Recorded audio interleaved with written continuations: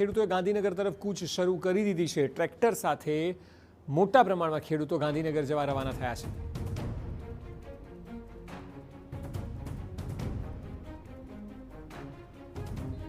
તો ટ્રેક્ટર લઈને ખેડૂતો આગળ વધી રહ્યા છે। ખેડૂતોનું આંદોલન છે। આવતીકાલે ટ્રેક્ટર સાથે ગાંધીનગર પહોંચી જશે ખેડૂતો અને અમદાવાદમાં એકઠા થઈને ગાંધીનગર જવાનો કાર્યક્રમ ખેડૂતો દ્વારા યોજવામાં આવ્યો છે।